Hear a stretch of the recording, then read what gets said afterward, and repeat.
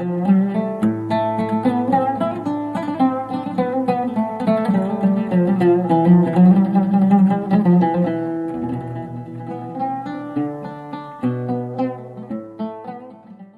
الله الرحمن الرحیم. السلام علیکم و رحمة الله و برکاته. بینەرانی خۆشەویستی کەناڵی ئەسمانی پەیام، ئازیزانی بەرنامەی بەفەڕ، فەڕ و بەرەکەت و میهرەبانی خوای گەورەتان لەسەر بێ. بەختەوەرین لە ئەڵقەیەکی تری تازەی بەرنامە بە خزمەتی ئێوەی ئەزیز و خۆشەویست شاد بینەوە. خۆشەویستان، زەمانێکە دەبینین بەختەوەری لە دڵەکان نەماون، ئەگەر خاڵیش نەبێت زۆر کەم بوون. ئەو کارگەلێکی هەن کە بوونە تەمای ئەوەی کە زەردەخەنە و پێکەنی لە لێوەکان بتۆرێن. بۆی ئێمە دەمانەیە لەو بەرنامەیەدا لە خزمەتی ئەوەی ئەزیز و خۆشەویست باس لە باسی بەختەوەری و دڵخۆشی و ئاسوودەی و کامەرانی بکەین. ئاخۆ ئەو هۆکاران چین کەوا دڵەکان ئاسوودە دەکەن، بەختەوەری دەژێرنەوە نێو دڵ و ماڵەکان، بۆ ئەوەی زیاتر ئاشنا بین لەسەر ئەو باس و خواسە تا بتوانین دیسان و بۆ جارێکی تر ئاسوودەی و کامەرانی و بەختەوەری بجێڕینەوە. لە خزمەتی زۆر بەڕێز دکتۆر عەبدوڵڵا نیاز لە خزمەتی دادەبین. خوازارن ئێوەش تا دواساتی بەرنامە بینەرمان بن. دکتۆر جان، سەلام عەلەیکم. عەلەیکم السەلام ورحمة الله. خوا جزای خێرتان باتەوە. جەزاک الله خەیرن. خوای گەورە موفق بکە، ئەزیێتان کێشە. زۆر مەمنون و بەخێر بێن. سەر دکتۆر جان. دکتۆری بەڕێز، سەرەتا دەمێ باسی ئەو بکەم، ئێمە بۆ پێنج هەستە هەست دەکەینان تام چێژەکان وەردەگرین. چ پەیوەندێکیان بە ڕۆحەوە هەیە، بە دڵەوە هەیە تا بەختەوەری بۆ دڵەکاندا ینی کۆنتاکە لەگەڵی. بسم الله الرحمن الرحيم. الحمد لله والصلاة والسلام على رسول الله وعلى آله وصحبه وسلم ومن والاه. اللهم اهدني ووفقني وسددني واجمع لي بين الثواب والصواب وأعذني من الخطأ والحرمان. طبعا ما وصل جوهر بابتك بابتك زور حساس أخوة، جزاي خير باتو برسيارك جل برسيارك وقو سرتايك بو يعني وبرسيارك وسرتايك بو شون ناو باسو خاصي بختوري. طبعا من دووشت باسەکەم وەکو بیدایەت، یعنی مرۆڤ بۆچی کارێکی وانەکە ئێمە مەسەلەن ژیانمان خۆش بێ، ڕۆژانە بەو پەڕی خۆشەویستی و بەو پەڕی ئاسوودەی بژین، بۆچی کارێکی وانەکەین هەوڵ بدەین ڕۆژانەمان مەسەن لە سبەینەوە کە بۆ نێژی سبەینێ هەڵەسینەتا و کاتێکینە سەرجێ بۆی کەوا بخەوین ئیستیقبالی ڕۆژێکی نوێ بکەین و بۆ وان نەکەین ژیانمان خۆش بێ، بۆ وان نەکەین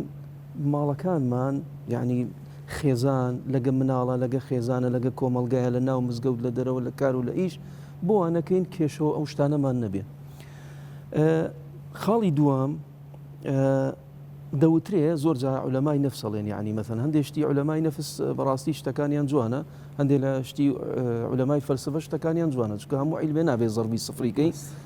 چاکەکانی لێ وەرەگرین، ئەوەی کەوا لەگە ئێمەیان ناگونجێ و لەگە فکرەی وەکو موسڵمانە جێ لێ وەرناگرین. پێچوانی نەسڵ وبشر عبادي الذين يستمعون القول فيتبعون أحسنه. جوان لا مشتيكا به بلا مويك باشا هل يبجيرن. والحكمة ضالة المؤمن أينما وجدها فهو أحق بها. حكمة لتشوف مسلمان هل يبجيرن. طبعا اوان شيئا دلين بختوري بكيف خوتا حظ بكي بختور بي حظ بكي بختور نابي شلون دلي بدستي خوت جياني خوت هالبجيري بو نمونه مثلا من نمونه يقدين مو لا تجيك ابو شو ما تجيك يعني نمونه شي حيبو او قصه انسان بدس خويتي اجا خوي خوشويستكا تيكل كوملغابي وبكا جياني خوش بين روجانا منفير نبي يعني مطرود ومنبوذ نبي لنا وخلجيا خۆی تێکەڵی خەڵکە خەڵک خۆشیان بێت لە لایەکی ترەوە کەسێکی تر خۆی واکە بە دەستی خۆی دوو لە ڕووی جەنابتان و پەرژین قایم بێ ڕزای خۆی گرانەکە خۆی قورسەکە لەسەر دڵەکان بەو نەوعەیە کە خەڵک حەز ناکە ئیستیقبالی بکە و پێشوازی بکە. بەبیرم دێ ساڵی 2009 بوویان دەبوو چوومە جەیەک یەکەم ئیفتیتاحی من بوو لەو جەیە وتیان مامۆستا کابرایەکی لێ ئەم کابرایە زۆر منفیرە بەڕاستی خەڵک هەمووی لێی دوورەکەوێتەوە وتم لە سەرچی وتیان یعنی ئینسانێکی عەسەبیە بەڕاستی وتیان کاتچێتە هەر جێیەک خەڵکی ئەڕوا لەوێ مەسەلەن وتیان بەس یەک شتێکی باس کرد خەڵک ئازارەدا خەڵک ئازارەدا قسەکانی لەوانەیە تۆزێک ڕق بێ خەڵک حەز ناکە زۆر لەگەڵیا بدوێ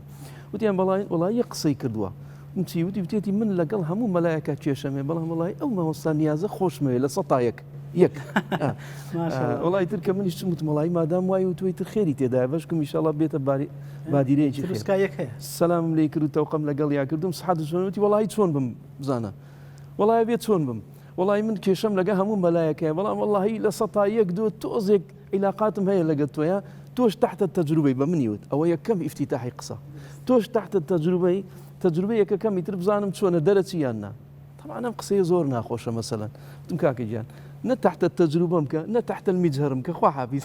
أما آخر لقاء من لقته ما بس تمشيها أم إنسان بدس خوي واي كردوا براسي منفير به خلق خوشي نبي أو يديش كتسوم تجيشي تلا ما حد بابلين لا إيواران دوام مكر كتسوم تيانو ما شاء الله وما مستايا طلبة كان ممدحيانا كر تما شام كر هر فرصة أبو يكو طلبة خربو لي يارمتي أبي دا إذا زي بودا دا كتابي بو دا نسيشتي بو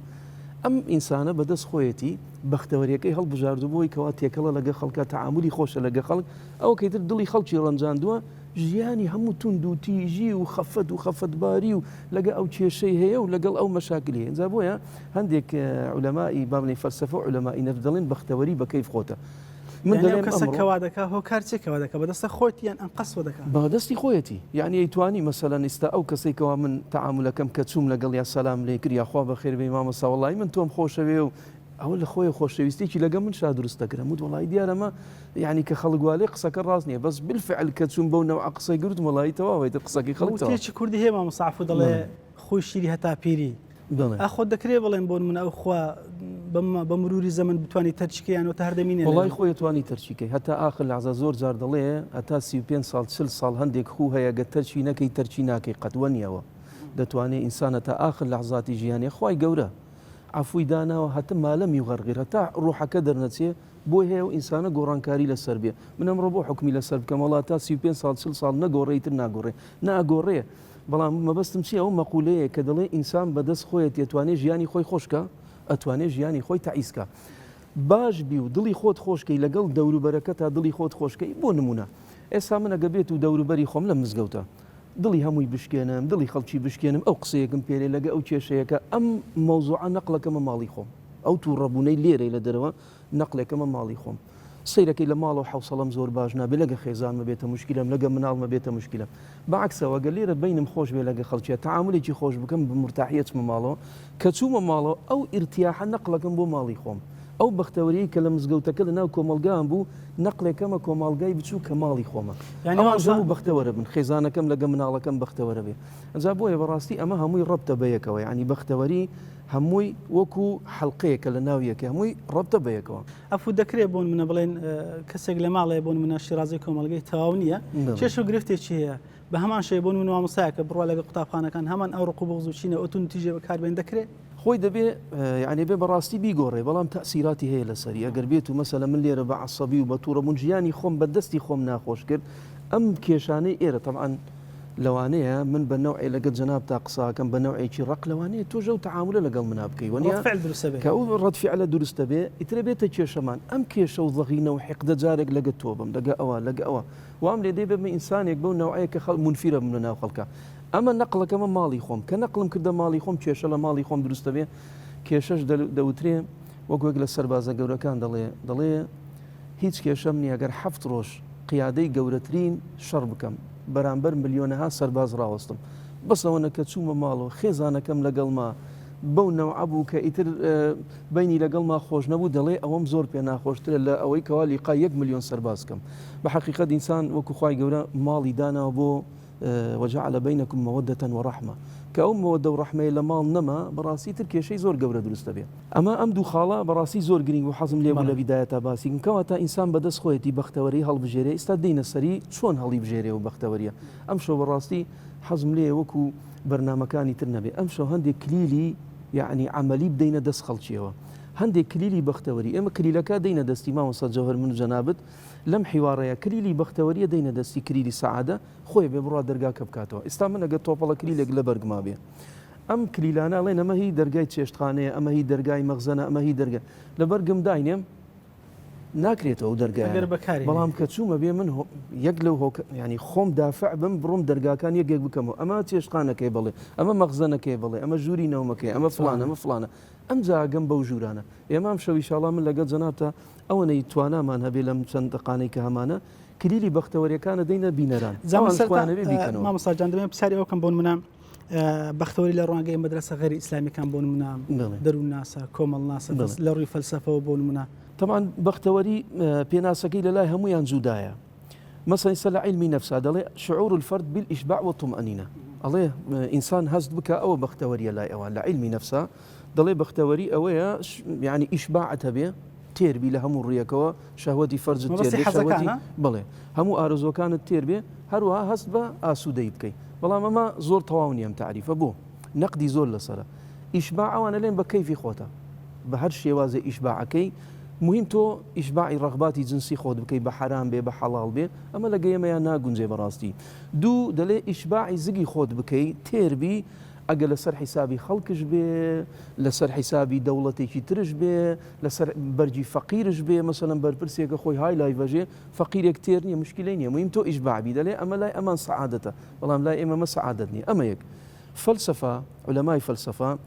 بڵێن ئەرسطۆ ئەمانە دەڵێن العیش الهەنی والنەجاح في الحیات، مهم ژیانێکی خۆش دەبێ سەرکەوتوبی لە ژیانە، بەڵام عیش الهەنی یعنی چی؟ ژیانێکی بەختەوەرانە.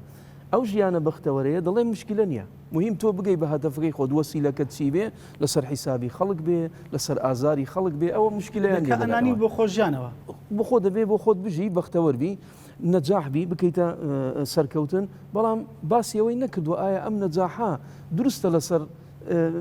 کۆمەڵە خەڵکێک سەحقیت و بەسەریان نابڕۆی بگەی بەوە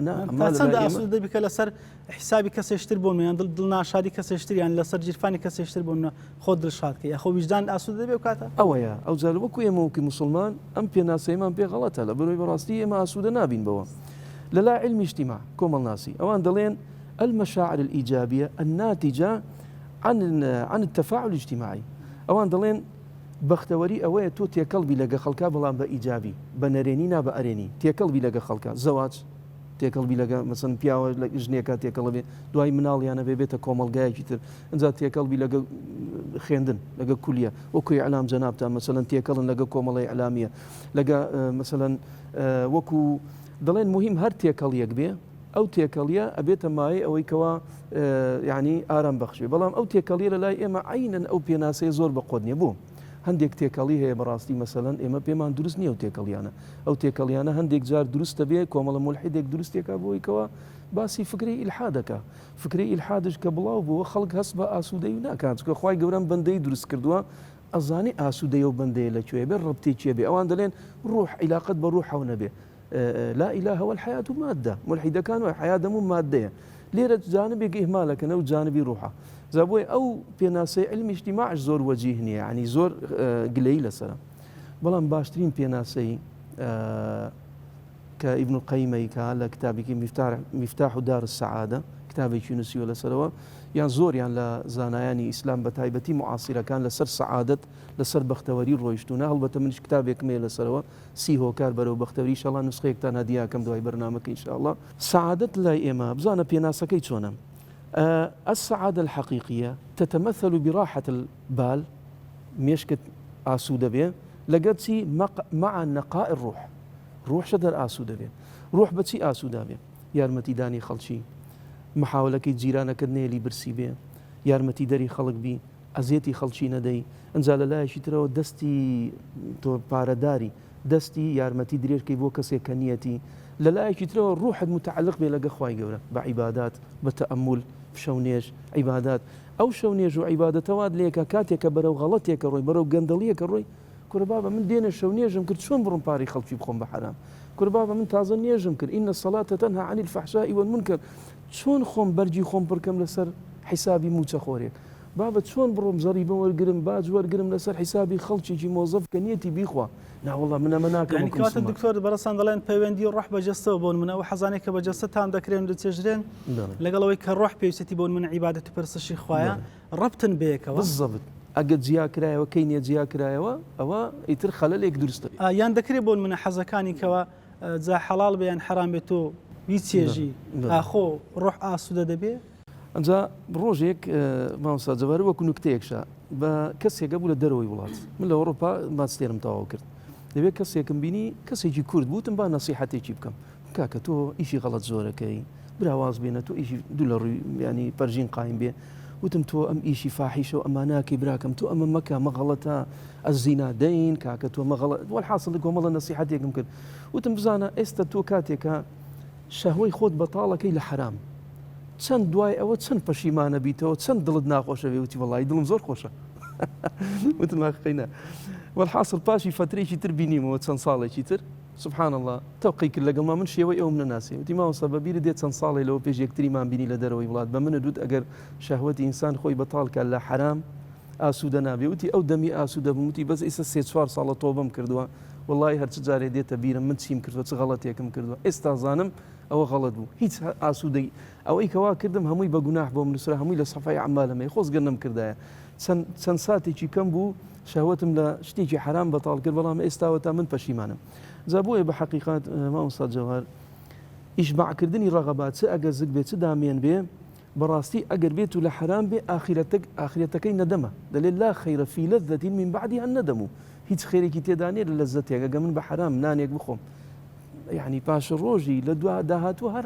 هەر پەشیمانە بمەوە ئای وڵای ئەوم خوا تۆبە بکەم هەلێم گوناحێکە لە سەفای عەمالم نووسرا خۆزگەر نەمکردایە یان ئەو کەسا بینمەوە ئەو کەسەی کەوا غشم لێی کردووە ئەو کەسەی کەوا ئەزیێتم داوە ئەی بینیمەوە بە چاوی خۆ هەمووجا لێم خۆزگە ئەوەشم نەکردایە شەیتان چی پێم کرد جا بۆیە وەکو جەنابت فەرموود ڕوح لەگەڵ مادە لەگەڵ شەهوا دەبێ هەموو ئیسلامەمێ هەموو تەنزیم کردووە ئەنجا و تێتێمە بەختەوەریە ئەبێ ئەو شەهوەیە لە جێیەکی حەڵاڵ بێ بە ڕەزامەندی هەردوو تەرەف بێ خوای گەورە لەسەری ڕازی بێ ئەنجا ئەمە مادیاتە دەیتە سەرچی مەسەلەی عیبادەت و ڕۆح 5 فەرزەکە ڕەبتت لەگە خوای گەورە هەیە ئەگەر تۆزێک دوور کەوتیتەوە ڕەمەزانەیە ڕەمەزان خوای گەورە تێنێتەوە ئەگەر تۆزێک لە هەفتەکە دوور کەوتی ئەلێ وەرە جومعە هەیە ئەنجا وەرە لە جومعەکە یا دانیشە ئەمانە هەمووی چیە وەسیلەیە بۆی کەوا ڕوح و ئەوە پێکەوە بێ لێ ئەوانەی کە دایانێ عەفو دکتۆر جان بۆ نمونە بێتاقەتێک دایان دەگرێت بۆ هۆیەوەی کە گوناح کەڵەکە بووە لە ناخیانە دەڕۆن خۆیان دەڵێن سەرخۆش ینی خۆش نییە بێهۆشە ینی بێهۆشەی کاتی بۆ منەودانی خۆیان مەستکەن لەو گوناح و ئازارێک کە لە ناخیانە هەیە خۆیان مەستکەن ئەخۆ عیلاج و چارەسەرە ئەوەی عیلاجێک نییە بەڵکەوە خەمەکانی زیاترەکە زۆر جار دەوترێ لێ کابرا کاکە بۆ جگەرا کێشی لێ وڵای خر خەمەکان مەدەمە باە شتیوانە بڕوات بێ ئەوەی کە دەیخوا ئەوەی کەوا خۆی سەرخۆشەکە تا کاتێکی کاتیە کە شەیتان هەڵی خەڵەتێنێ بەڵام دوایە معانەتی دەست بێکاتەوە دەڵێ من چیم کە وەرەنجا خەمێکی ترژاتە سەری ئەنجا چوم ئەوم خوارد ئەو مادە هۆش بەرم خوارد ئەوانە هیچی عیلاج نیە عیلاجەکەەوەیە کە ئینسان هەڵەیەکی کرد خوای گەورە فەرمی قل یا عیبادی الذین ئەسرفوا علی ئەنفوسهم ئیسراف یعنی هیچ نەمانەیکە مامۆستا جەوهەر یعنی ئیسراف ناڵێ خوای گەورە نافەرمێ عەبدەکانمەوەی کە غەڵەتی کرد نە ئەڵێ بەندەکانمەوەی کە هیچ نەمانەیکە حەتی گوناحەیە کردی با بێتەوە لا تقنطوا من رحمة الله بەڵام چییە ئەوەی کە لە بینی خۆت و عەبدەکان بۆ خوای گەورە فەرمێ من حەقم نییە بڕۆ چاچیکەوە دڵی چکاندەوە غەیبەتت کردووە تعداد لێ کردووە پارەیت خواردەوە بڕۆوانە بدەوە ئەوە کەیتر کە لە بینی خۆت و خوای خۆتە ئەمجا ڕاحەتێکی نەفسی ئیسراحەتێک بەبیرم دێ لەسەر ئەو مەوزوعە ڕاحەتی نەفسی مامۆستا جەوهەر زۆر مهمە خاصەتەن ئەگەر بێت و تۆ لە جێیە کابی بەتەنیا يعني بڕات بە یەک سەعادەتێکت پێ دەبەخشێ وەکو شەیخی ئیسلام پێشەوە بە سەراتی خۆم شەیخی ئیسلام کە لە سزنا بوو لە زیندان بوو ئیبن قەیم دەڵێت چوومە لە هەر لە کتابەکەی خۆی باسی دەکات دەڵێت چوومە لای وتم زۆر گریان بۆی وتم کە حاڵی تۆ ئاوهایەوانە وتی ئاەتێکی بۆ مێنە باطنه فيه الرحمة وظاهره من قبل العذاب خوای گەورە مەت حیواناکە کە لە ناو بەهەشتانە فەرمێ ئەوانەی تر ئەیان بینی وایە نەزانی ئەوانش لە ناو ئاگرن بەڵام باطنه فيه الرحمة جێیەکەیان زۆر خۆش بوو ابن تەیمیە شەیخی ئیسلام وتی ئەو باطنی من ئێستا زۆر پێم خۆشە خەڵک وازانێ من لە عەزابم بەڵام والله یەک خۆشیەکم هەیە لە گەورە لە خەڵوەتێکم ئەجا من لە تەئەمولاتم کاکە بۆ خۆتان بگرینەوە بۆ من مەگرین ئەگەر مەبەستان ژیانی منە بەخوا من ژیانم زۆر خۆشەوە من ئیتیساڵاتم هەیە لەگە خوای گەورە بەبیرم دێ من خۆم لە سەفەرێ لە سەفەرەکان لەبەر تێکەڵی ناو گیرام با بڵێن لە مەتارێک لە مەتارەکان لەبەر تێکەڵی ناو دوای داوای لێبردنیا کرد بوورە لەبەرەوەی تێکەڵ بوو لەگەن ناوەکانە 14 ڕۆژ لە جێیەکە مامەوە سبحان الله مامۆستا جەوهەر لەوێ هیچ شتێک دادن نادا لەو سزنە نازانی غەریبی جەوازت لێ سەندراوە کەس و کارت ئاگایان لە تۆ نیە ناشتوانی واستە بکەینە وڵاتی خۆتە مەسەلەن یعنی قسەیە بکەی محامیە بانکەی نە هاو زمانی خۆتە نە نیشتیمانی خۆتە لێ بەستی بەکاردێ ئیلا زکری خوای گەورە کە ئەو لا ئیلاها ئیلا الله ئەکەی سبحان الله کە لا ئیلاها ئیلا الله ئەکەی بە پەنجەکانت سبحان الله خوای گەورە یەک سەکینەیەکە کاتە دڵت بەو خوددایە کە من وتیەوە وەرە یعنی ئەوە سیر ئەو جێی خۆمە کرد یعنی ئەو جێ والله ئەوە ئەو جێ عیبادەت بوو بەڕاستی حەزمەکە دەرچم بەڵام ئەو جێە لەزەت و تامێکی خۆی وچکە دڵم زۆر شکا بوو کە دڵم شکا بوو ئەوەی پەنام پێ بر تەنها خوا بوو کەستر نەبوو هیچ عەبدێک نەبوو پێش دوانی مامۆستا ومن يتق الله يجعل له مخرجا بالضبط ئەوش خۆی لەو ینی ئەوە خاڵێکی زۆر گرنگە ئێستا هاتم لەوانە باسی کەم هۆکارەکان یاخود کیلەکان جەناتن کە سەرتا باسمان کرد هەدەفی بەرنامەکەشمان ئەوەیە کە ئەو هۆکارە نەبدەی دەست ئەو بینەرە عەزیز و خۆشەویستان کە بە دیارمانەوە دانیشتن جا دواتر ئێمە ئینشاڵڵا ئیشی لەسەرکەین بەڵام ئەو ناوڕێ ئینشاڵڵا دێنێتن خۆشەویستان ناوڕێک وەرەگرین و بمێنەوە لەگەڵمان ئینشاءڵڵا گەڕێنەوە لاتان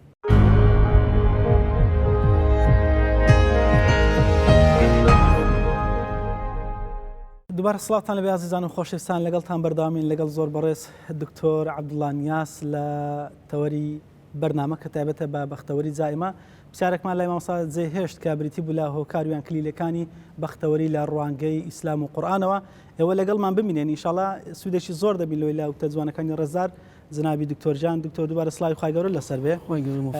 پرسیارێکمان کرد لە بەڕێستانە هۆکارەکانی بەختەوەری بۆ مسلمانان یان بە شێوەیەکی گشتی مرۆڤایەتی لە ڕوانگەی قورئانی پیرۆزە بەتایبەتی طبعا مامۆستا جەوهەر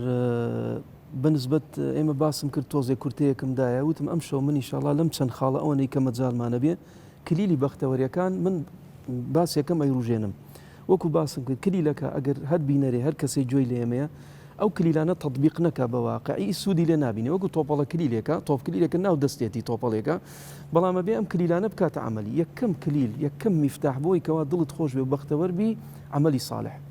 خوای گەورە لە چەندین ئاەت بەڵام من چەند ئاەتێکەیەنمەوە باسی ئەومان بووە کە هەر کەسێ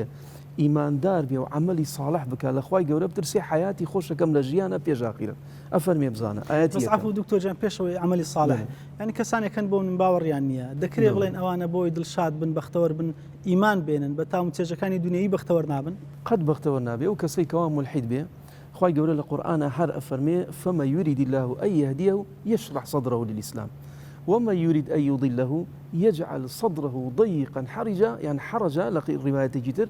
كأنما يصعد للرواية كأنما يصاعد في السماء. هاي دكتور جان سرتا لبيرن سبحان الله عندك آيات سرتا بدن دوام خينا قاعد حتى باش بدن خينا ما ننتين. إن شاء الله لخدمتنا. بارك الله. أفرمي إخوائي جورا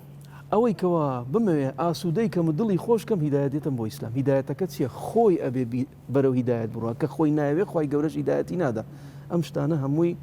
مخەیرمانەیە موسەیرمانەیە خوای گەورە دروستی کردووە دەڵێ ئەمە ڕێی باشە ئینا هەدەیناه النەجدەین دوو ڕێیەکەمان پێ ئیما شاکرەوە ئیما کەفوورە ئەمە ڕێگەی شوکرات باتە باش ئەمە ڕێگای کوفر و تەعاسەت هات با بەرەو جەهەنەم خوای گەورە ڕێگەی پێنیشانداوە ئەم خۆی ڕێگای کوفر هەڵەبژێریە خوای گەورە خۆی ئەو ئینسانەی دروست کردووە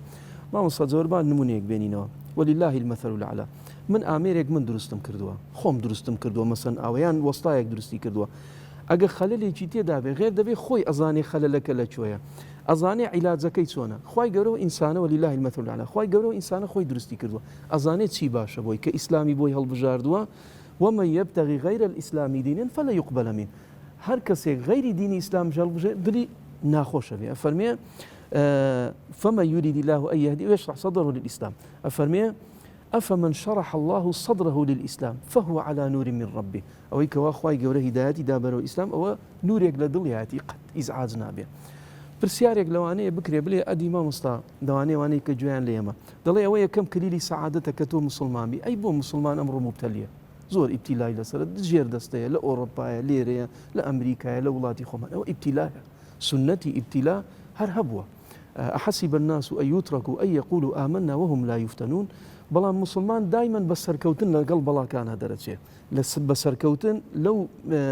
ئەو بەڵایی کە خوای گەورە یعنی دایبارانەوە بەسەریان چەند سوودێکی تایە سوودێک لەوانە گوناحی پێوەرێ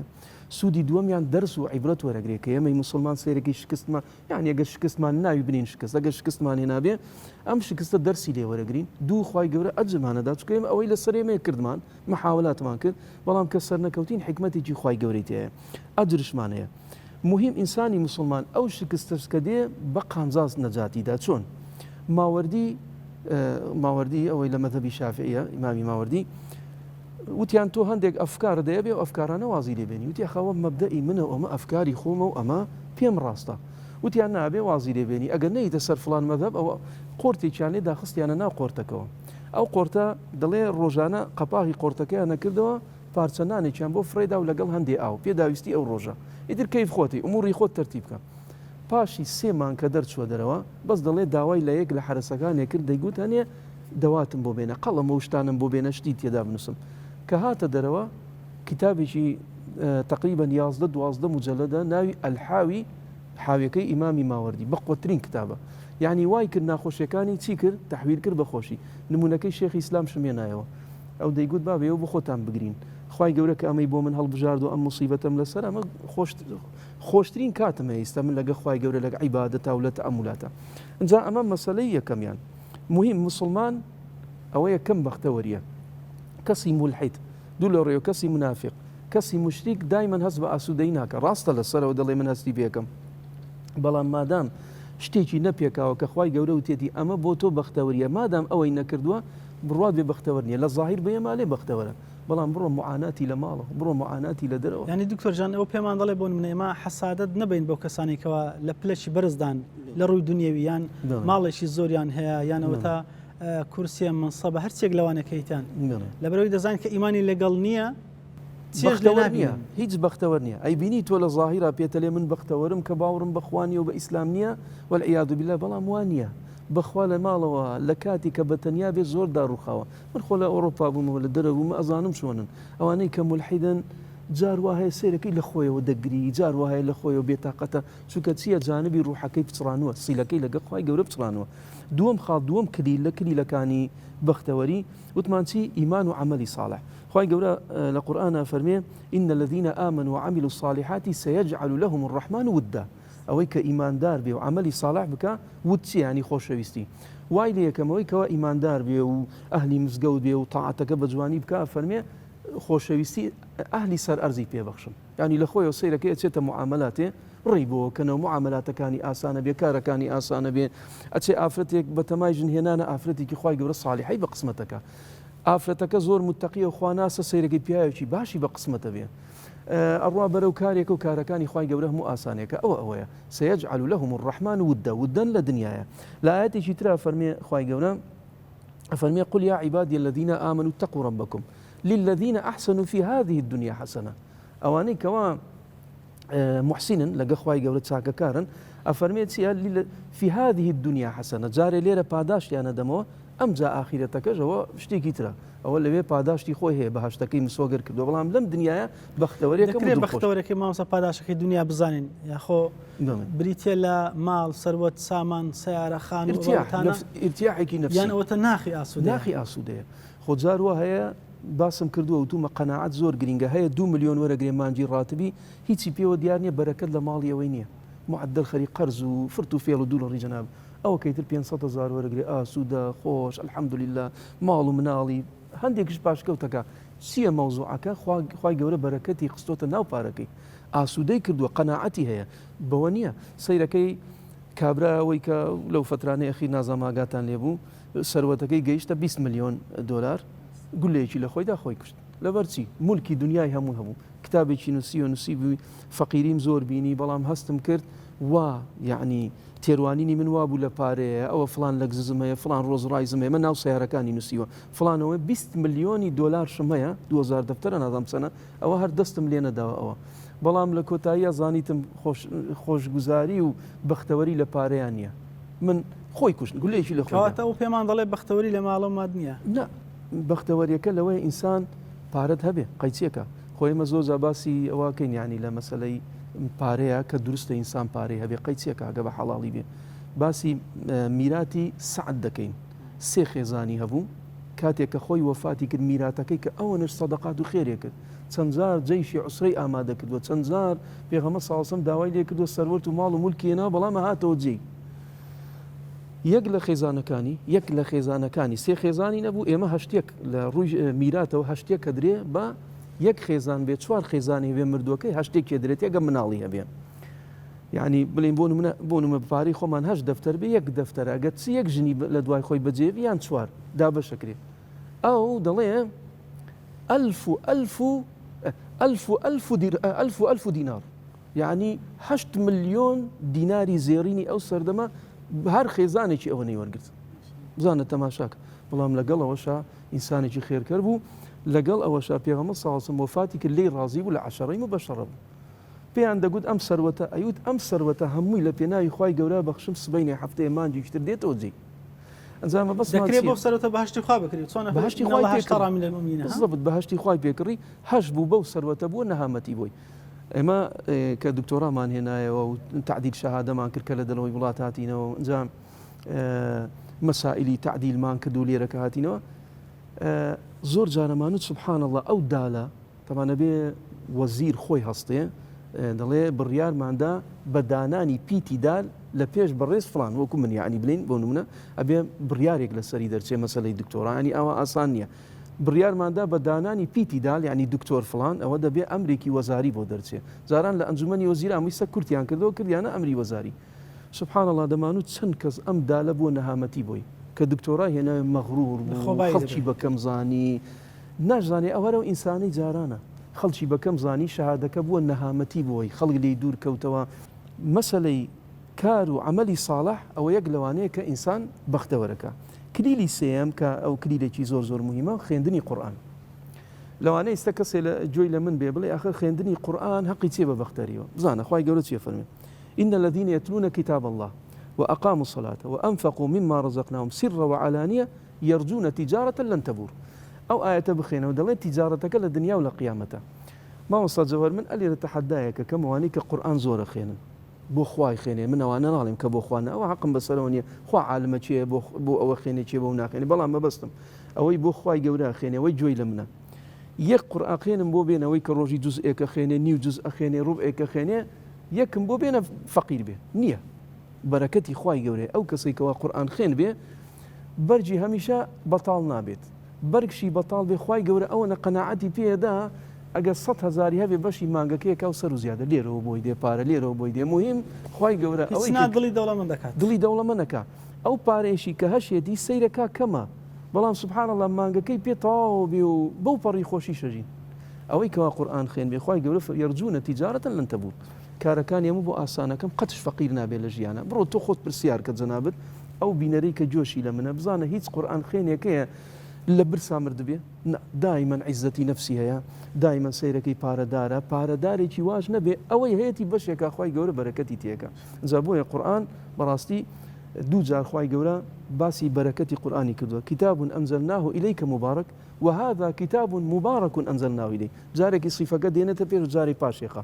دوو جار وتێتی بەرەکەت لە چیەوەی قورئان خوێن بێ پارە و ماڵ و مولکی خوای گەورە داتێ بەخوای بڕۆ ڕۆژی جزء قورآن بخێنە بەس بۆ خوا بخوێن نەک بۆ خوا بڵێ بیخێنە بزانە خوای گەورە تۆ مەبەستت خوایە بەڵام خۆی خوای گەورە لەولاوە بۆ تەعویزەکە بە مادیات بەرەکەت لە عومرتا بێ بەرەکەت لە ماڵ و مناڵتە بێ بەو خوایە دەڵێ ئەو کەسەی کەوا ئەمڕۆ جزئێکی خوێن بەیانی محاولەکە تۆزی زیاتر بخێنە تەسەڕوفاتی ماڵ و مناڵتە گۆڕێ بەرەو باشی ڕوا سەیرەکەی ئەمڕۆ جزئێ بخێنە بەیانی زیاتر بخێن نەک مەبەستم بۆ پارەکەنی ینی مەبەستم بۆ خوا بخێنە خۆی خوای گەورە چیەکە تەماشاکە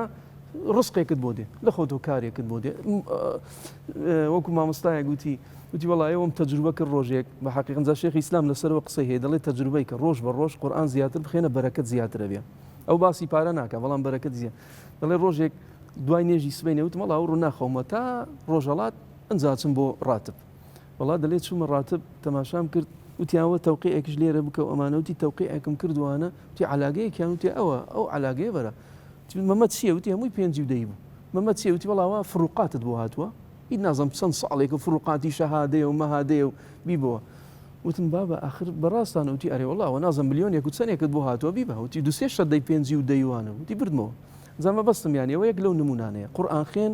قەت فەقیر نابێ ئەو پارەی کە هەیەی ئەو پارە متەوازی خوای گەورە بەرەکەتی تێکە بەڵێ دکتۆر جان زۆرێکی ئێستا گیان لێمانە بۆن منە قورئان خوێنین ینی قورئانیان نازان بخوێنە ناخوێنە بەڵام دەکرێت بڵێن جێی بۆ بگرن وەکۆی باکە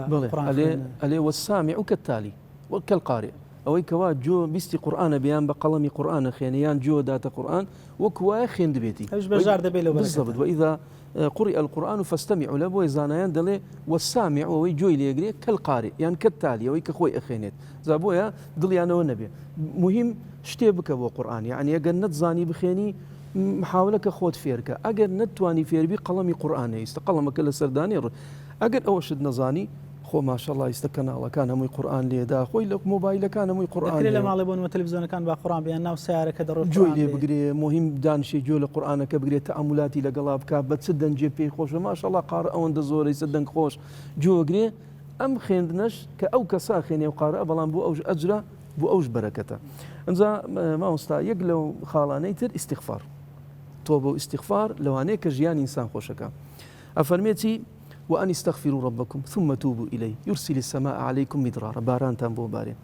يرسل السماء عليكم مدرارا ويمددكم بأموال بارا بأموال وبنين أويك منالي دمي طبعا أويك خيزان دارني أما بس دي آية توبة واستغفار بك وليستعفف الذين لا يجدون نكاحا حتى يغنيهم الله من فضله أوانيك نيانا خيزان دار بن بعد توزي خراقر بن وعدي خواي قوريه فرمي حتى يغنيهم الله حتاج لأوي خواي بو أوي غاية يعني صدر سطة يعني ويك خراقر بي صدر صد من باري دمي وآفرتي باشي بقسمتك أما خوي محاولك هول بدا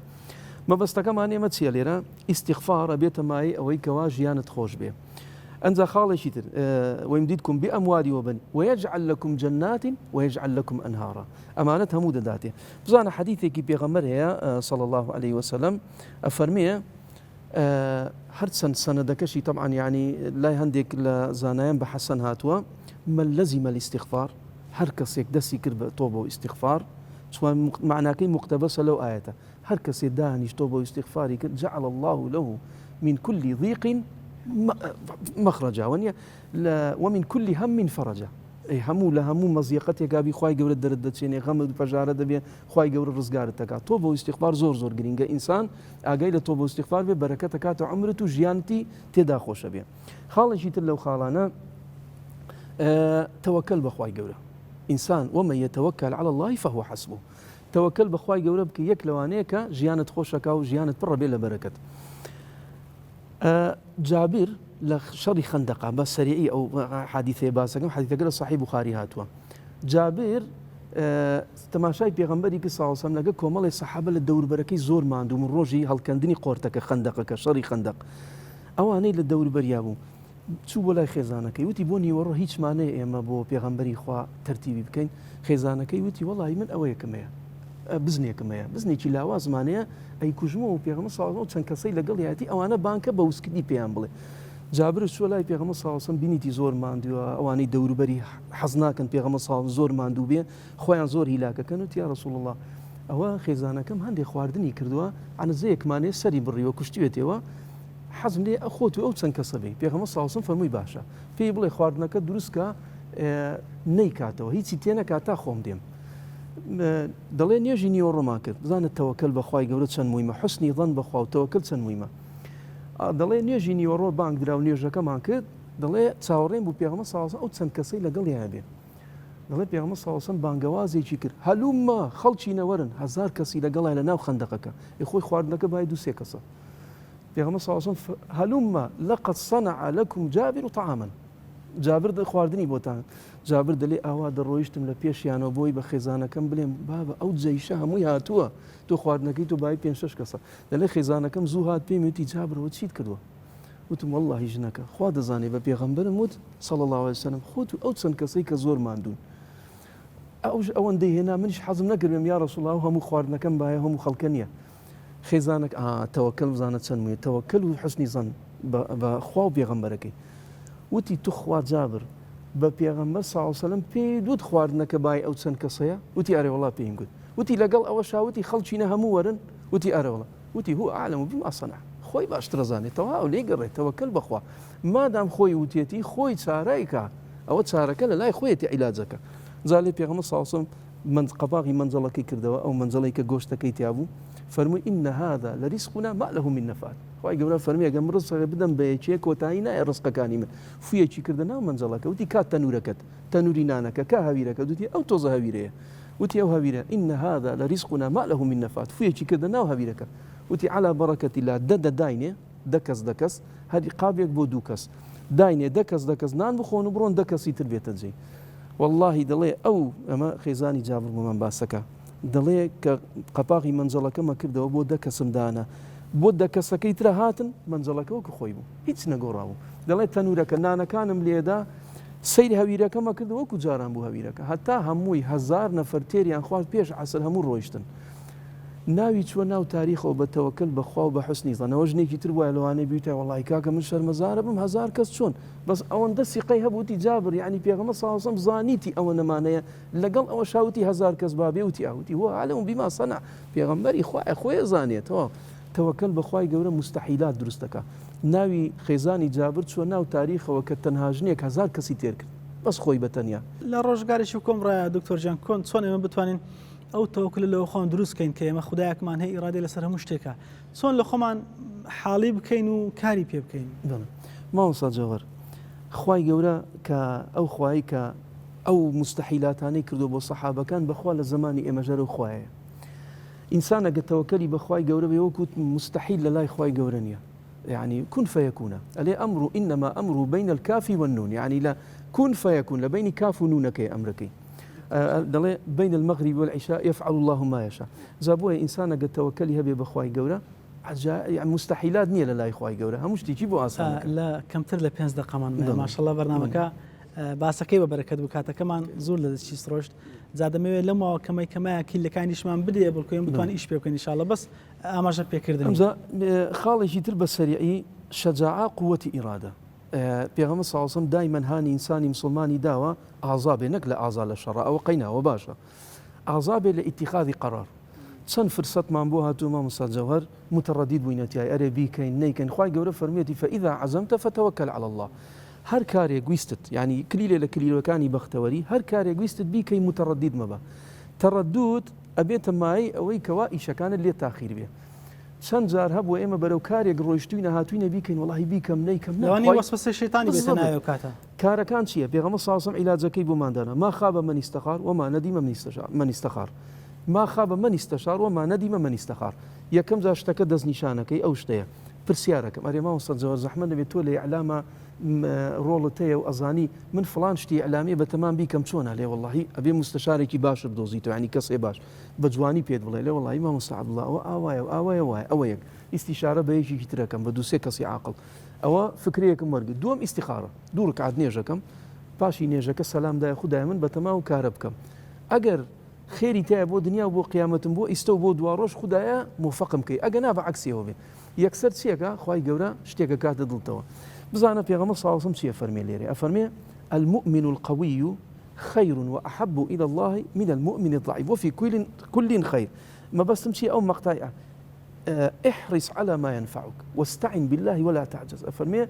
أوي كوا سودي هي بود بيقرا بتجي مهلا تشوف فرصتها لدس الضرة احرص على واستعن بالله ولا تعجز أو نبيت دانا رخي برو إيش يقرويش يا كم ذا سقوط كنا لي والله يتعال الدنيا أخراب وبخوايت من سقوطهم كردوا منها الناس من لا محاولك ولا تعجز بيغمر صلى الله عليه وسلم قد كولنا دي ولا تعجز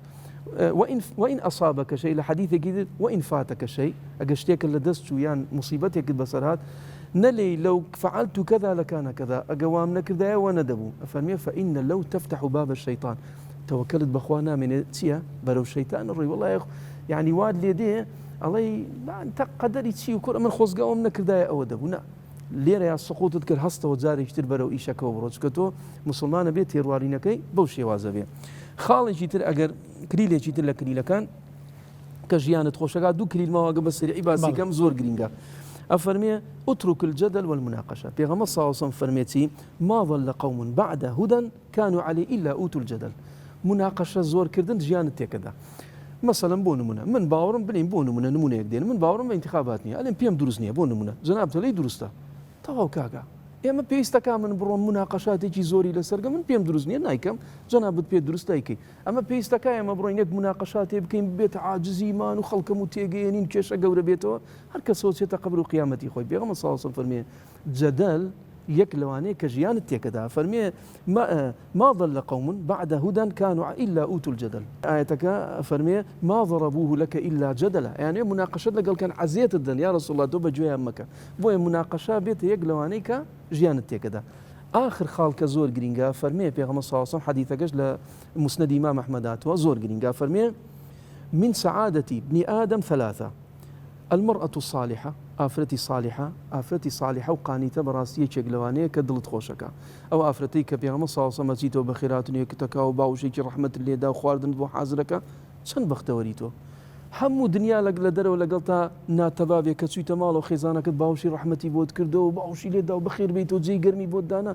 دنیا دەموو لە بیرە چێتەوە خەم و خەفەت ئەی بەعەکسەوە لە دەرەوە چەند بەختەوەربی ئەچیتە ماڵەوە سەیرەکە لموزی لەولا کردووە ماڵ پیس و چڵکن و سێ خواردن حازر نییە ئەوە چەند داڕوخی ئەوەیە پێغەمبەر صلی الله علیه و سلم فەرمێتی ئافرەتی صالحە یەک لە خۆشی ژیانە دوو ئەفەرمێ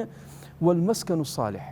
ماڵی گەورە و خۆش لە حەدیثێکی ترە والمسكن الواسع والبيت الواسع ماڵەکەت گەورە بێگە لەم ژوورە بێتاقەت وێچی حەدیقەکە لە حەدیقەکە بێتاقەت وێچی ئەولا بەڵام ئەگە زەیق و گچکە بێ ئەوە بەڕاستی مەسەن لەوانی بێتاقەت بەڵام ئەگە قەناعەتت پێ هەبێ ئەوە باسی ئەوش ئەگەر خوددانی دا دەبێت شکر بێت تا بتوانێت قەناعەتێک بۆ خۆت دروستکە تا دڵشاد تا دڵشاد دەبی وەکو باسمان کرد لەوێ خی گەورە زیاترەدا ئەگەر شکر لە ئین شەکەرتم لە ئەزیدەنەکەم وەلە ئین کەفەرتم ئین عذابی لەشەدید لەوانەیە ئەوشمان لێ سەنێتەوە ئەو بچووکەشمە پاشان پێغەمبەر صلی الله علیه و سلم فەرمێ والمركب الصالح سیارەی باش ئێستا سیارەیە مەرکەب جاران چی بۆ وڵاغ بۆ حشتر بۆ ئەمانە بۆ بەلەم بووە ئەمڕۆ چییە سیارێ و ماتۆرسک لەو پاسکیلە هەر شتێک دەبێ مهم باش بێ سیارەیەکە بوو لە هەولێر پیانەوە دوو لە ڕیزەنا پیانەوە گامێش ئۆپل ئۆمیگا گامێش منامچیان پێ ئەیانەوە ئەو سیارێ لە کاتی پێویستیە تێکەچێ ڕۆژێ باسی ئەومان کرد برای گوتی بەو خۆیە خۆمان حازر کرد و جلی ئەومان لەبەر کرد جلی جوان ڕۆژی جێژن وتی سیارەی چ عیبی نەبوو شەو وتی دەیانوت سیارەی ئۆمیگاوەی لە ڕیزەنا پێنن گامێش وتی لە کاتی پێویست و سەعادەت و خۆشی تێکەچێ وتی چوومە ناو سیارەکە سیارەیشی نەکرد بەو سبەی نێوەرە بەو جێژنە بڕۆژونجا مەبەسم چیە دایمە نیسانە گەشتێکی ئەوە کرد سیارەیەکی باش بێ نەقلت کا بۆ جێیەکی باش بە ئیسراحەت عەزیەتت نەدا تووشی عەتەڵ و مەتەڵت نەکا و ئەخیرەن پێغەمبەر صلی الله علیه و سلم فەرمێ والجار صالح جیرانێک دەبێ صالح بێ جیرانێک دەبێ باش بێ زۆر جار من بیستومە یعنی خەڵکی هەبووە هاتۆتە ئەم منتیقەیە من لە گەڕێکی کوردستان هاتۆتە ئێرە چۆن هاتی لە منتیقەی فڵانە وەڵی جیرانێکی زۆر خراپمە بوو لێرە برامان هەبوو ئەوەندە خۆشمان ویست و حەزمان لێ نەبوو لەو مزگەوتە بڕوا بۆ ڕۆی وەڵی ئەوەی تەنیشتم دوو ئەم لاوە لام کۆتر بازە دێنە سەربانەکەم و وایان لێ کردو بێزاریان کردووە هەڵبێ لەوێ بۆیە پێغەمبەر صلی الله علیه و سلم فەرمی ئافرەتی صالح مرکبی صالح ینی سیارەکەت ئەوە بێ ماڵەکەت خۆش بێ و ڕێک و پێک و جوان بێ ئەگە گچکەش بێ مهم ڕێک و پێچیکە لەگەت جیران ئەم چوارە لە سەعادەتی دنیا عەکسەکەی بێ وڵی تۆزی کێشت بۆ دروستەکات جیرانت خراپ بێ خێزانت خراپ بێ دوور بێ سیارەکەت خراپ بێ مەسەن هەموو ڕۆژێ تووشی فیتەر و عەتەڵ و مەتەڵت کە ئەمانە بەڕاستی تووشی کێشە دەکات زۆر بەڕێز دکتۆر عەبدوڵڵاجان ئەگەر وتەیەک ناوی لە کوتای سواسی جەناب دەکەین وڵی من هەندێک شتی تر هەبوو بەڵام ئیتر زۆرمان باسەکە زۆری هەڵەکانی جەناب شلۆبەرەکە دون ماشەڵڵا خێرتان من بەڵام لەبە دەرفەتشتر ئینشاءڵڵا لە خزمەت ئینشاءڵڵا وڵی لە کۆتاییە بە ینی بە سەریعی ئەمە بڵێم ئەم عیبارەتە بڵێم بەڕاستی بەختەوەری جارێک ترەی لێمەوە ئینسان بەدەست خۆیەتی هەڵی بژێری عملی صالح بکە ئیشی چاکە بکە قورئان خوێن بێ ئەمانی کە ئەم کلیلانەی باس دەبێ هەوڵی بۆ بدە و مارەسە هەوڵی بۆ بدە وەکوتم کلیلەکانی ستێمام شەو کلیلەکان هیوادارم ئەوەی کەوا گوێی لێمە بووە قەیچێکا دووجار سێجار گوێی لێ بگرێتەوە لەم بەرنامەیە لە سایدەکەی ئێوەیە ئەگە شتێک بە سەریعی باسماگە دووجار سێجار من خۆم عادەتم وایە شتێکەگە بە دڵم بێ دوو سێجار قەڵەمی لێدەم جارێتم ڕاجعەکەمەوە با سەیریکەنەوە بڕوات بێ ئەمانەی کرد چکەمە خوا پێغەمبەرەکەی وعدیاندا وتیانە ئەم هەژن و خاڵە بکە ژیانت خۆشە بێ ئەمە ژیانی دنیا ها ژیانی ئاخیرەتەکەشتەوە کە ژیانی دنیات خۆش بێ و ئیمام عەلیە فەرمێ من ژیانی دنیام خۆشە بێ ڕقم لە دنیاە لەبەرەوەی ئەو دنیاە گەیانمی بە بەهەشت کە پێغەمبەر صلی الله علیه و سلم لێ ڕازی بوو لە عەشەرەی مبەشەرە بوو تێگە ئەو دنیاە نەبوایە خۆ منە و پلەیەم بەدەست نایەنا جا بۆیە با دنیاکەمان خۆش بێ قەیچێکە وا نەکەین ئەو اعتیمادکردنی سەر ئەحادیثی ضعیف جا خۆشی ژیان لە لای موسڵمانی ڕاستەقینەیە لە بەرەوەی دڵی مرتاحە کەسەکەی تر بە هەر دنیایی بێ دنیای ئەو ڕوحەکەی نوقسانیەکێ ئەو نوقسانیەت جەبر نابێ هەتا ڕەبتی بەخوای گەورە نەبێ ئەوە هەیە دەڵێ لا ڕاحەتە فی الدنیا زۆر جار باسەکرێ لە دنیای ڕاحەت نییە و ئیسراحەت نییە ئەوە هذا حدیث موضوع ئەو حدیثە موضوعە حدیثی شتی وەمان ئەوەندەی باسی دنیا دەکە باسی قیامەت ناکە ونیا باسیەکە دەڵێت توێ ژیانت خۆش بێ لە ژیانە ولا تنس نصيبك من الدنيا في الدنيا حسنة ونيا وآتنا في الدنيا حسنة وفي الآخرة حسنة ونيا ولا تنس نصيبك من الدنيا كموسى قصاك لقل أويا ونيا